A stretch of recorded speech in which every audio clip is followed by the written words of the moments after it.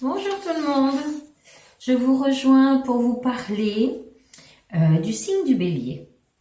Alors le signe du Bélier, il faut savoir que le soleil vient de rentrer dans son signe depuis 4h06 ce matin et que cela représente aussi l'équinoxe du printemps ou de printemps. Par contre, au niveau de ce signe astrologique, je vais vous raconter un petit peu toute personne étant née du 20 au 31 mars, ce décan, donc c'est le premier décan, ce décan est doublement sous l'effet de Mars, planète de l'action, du désir, ce qui décuple en intensité les caractéristiques apportées par Mars, qui est la combativité, le courage et la passion. Ces natifs détestent l'ennui et la routine et on leur remarque une tendance à abandonner un objectif qui s'était fixé par eux-mêmes parce que c'est trop long, parce que ça y est, ça a perdu de sa saveur, donc ils préfèrent tout lâcher et ils en arrêtent là pour en rattaquer un autre. Ils ont un goût du risque qui peut parfois se faire ressentir, ainsi qu'un besoin d'adrénaline forte. D'accord ? Pour ceux qui sont nés du 1er au 10 avril, vous êtes du deuxième décan. Et les deuxièmes décans, eux, par contre, sont placés sous le signe du soleil, ce qui représente la personnalité et la volonté. Ces natifs ont également un côté du signe astrologique, le lion. Second signe de feu du zodiaque par rapport avec le bélier, on est d'accord, qui est le premier, le lion le second, et le troisième c'est le sagittaire dans les signes de feu. Donc ces personnes qui sont nées du 1er au 10 avril, bien souvent ce sont des personnes qui ont un certain charisme, qui ont la fibre du leadership pour conduire les équipes, pour emmener les gens faire les choses, les guider, les écouter aussi.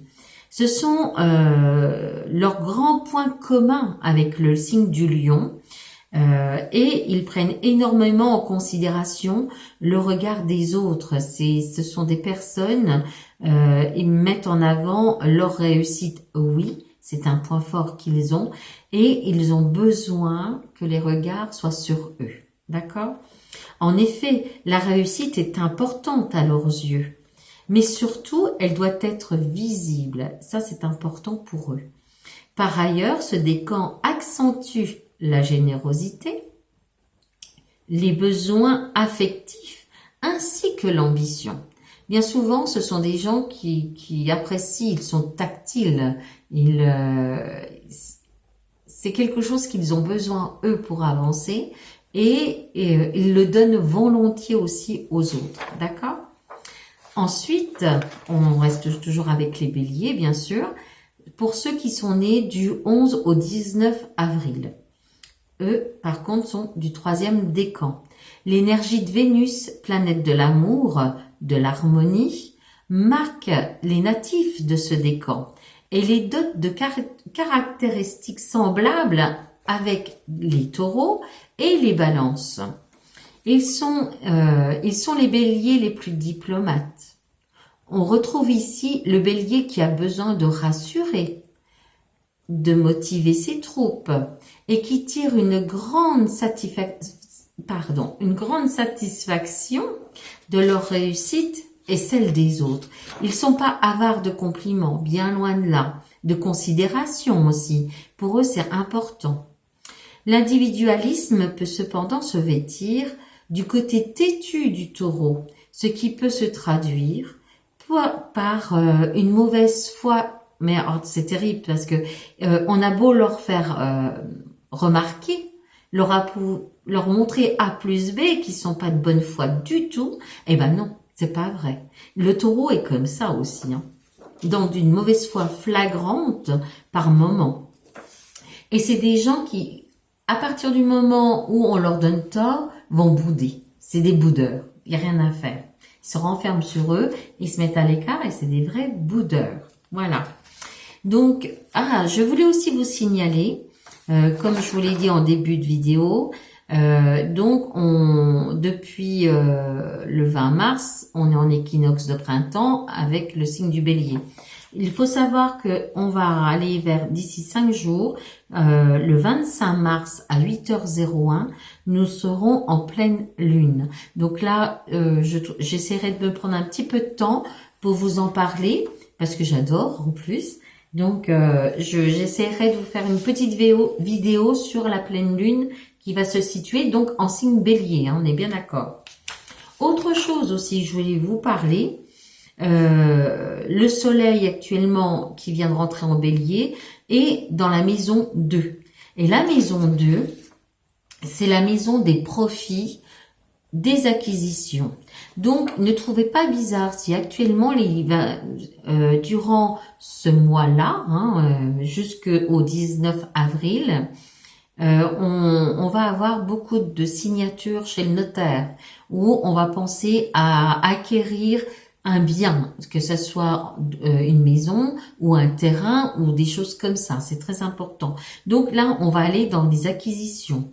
On cherche à accumuler les objets, les sentiments, les connaissances aussi. On va avoir des personnes qui vont sûrement débuter à aller faire une formation parce que ils ont besoin de s'enrichir de connaissances. Nous allons aussi trouver des collectionneurs, des achats, vous savez, démesurés de tableaux. On va entendre des prix phénoménaux durant ce mois-ci, jusqu'au 19 avril, d'accord?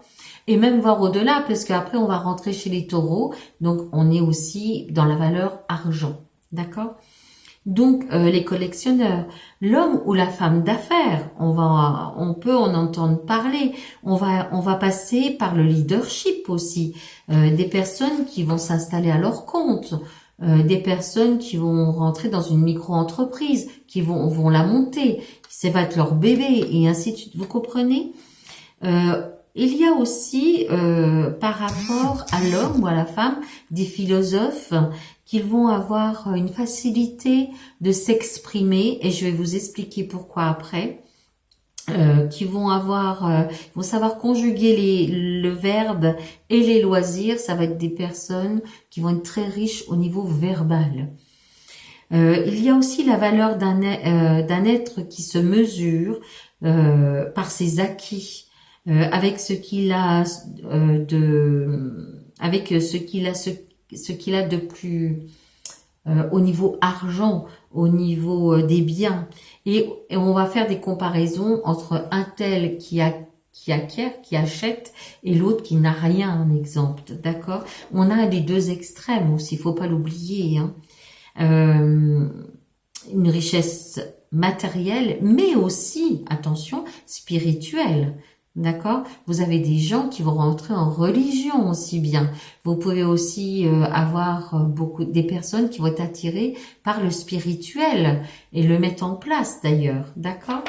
Il faut savoir aussi qu'en maison 2 actuellement, on est dedans, on va trouver Vénus, planète de l'amour, on va trouver Saturne, l'autonomie, l'indépendance, Neptune, le soleil, le nœud nord, et en plus de ça, le nœud nord, c'est rétrograde pour ceux qui s'intéressent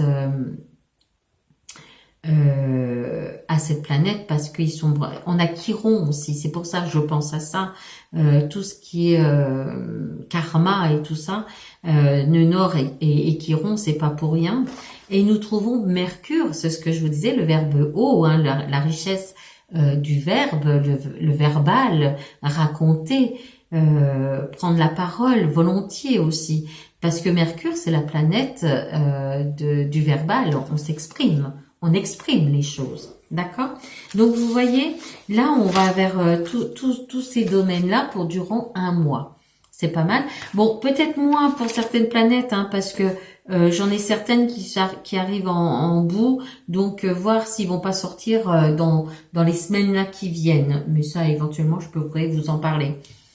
Alors après, maintenant, je voudrais aussi vous parler d'autre chose par rapport à ce signe, le bélier, que je vous parle, le premier signe astral, hein, parce qu'on démarre avec le bélier et la roue astrologique. Nous trouvons l'arcane majeur, le battleur. Alors, le battleur ou le magicien, ça dépend les jeux de tarot, hein, d'accord? Et dites-vous bien aussi que justement, cette carte représente la volonté, représente la créativité, l'action, le pouvoir. On concrétise les choses comme on souhaite. On est habile, on est magique aussi, parce qu'on réussit les choses et on va vers la magie. On peut trouver aussi des magiciens à ce niveau-là, d'accord? On a le travail en autonomie.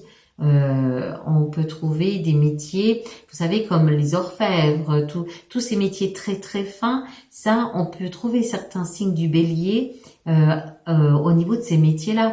Ou je pense aussi éventuellement aux dentaires. Je sais pas pourquoi, ça me vient à l'esprit, parce que bien souvent ils sont très très fins.